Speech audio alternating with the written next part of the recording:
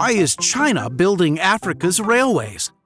Since the last decade, African railways have been undergoing major transformations and experiencing a much-needed revival, almost exclusively due to Chinese investments. From Nairobi to Mombasa, and from Addis-ababa to Djibouti, China is investing, developing, building, and in some cases operating railroads that are changing Africa's logistics game. Even though many railways drive past exotic safari lodges and even the East African desert, these major projects are more than mere engineering marvels.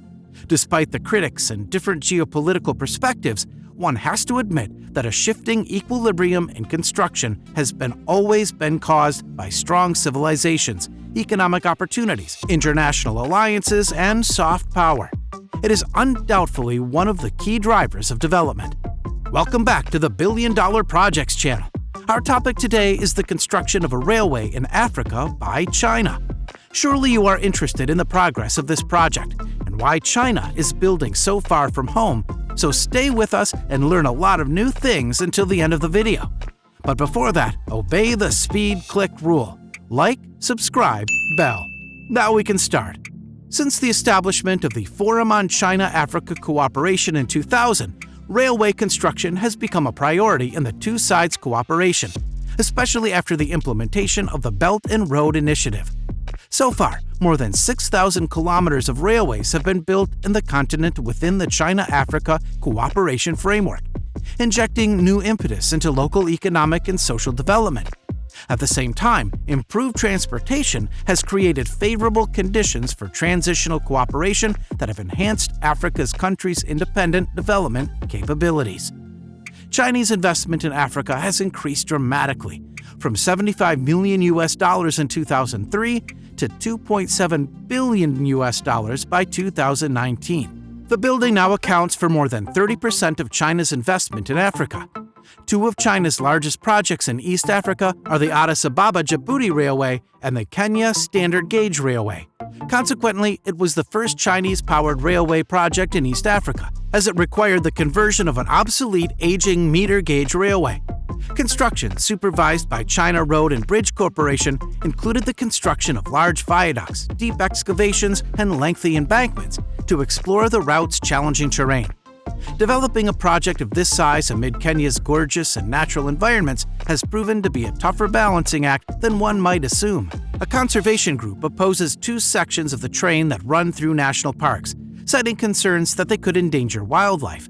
By raising portions of the railway and adding 14 wildlife passages, designers continued to respond to wildlife needs. A completed railway system is a game-changer for both trade and transportation in the area. Over 5 million tons of cargo were handled by locomotives supplied by China. African railways are becoming a key part of the China Belt and Road Initiative, and mid-term will connect the continent's commodities to different regions, potentially enhancing the value chain of the natural resources sector. A major reason why China's infrastructure development strategy appeals to African countries is that China not only provides financial assistance, but also represents a one-stop shop for everything related to a project. However, it still faces challenges in terms of capital, talent, and technology, particularly because of the way the COVID-19 pandemic has hit the economies in Africa.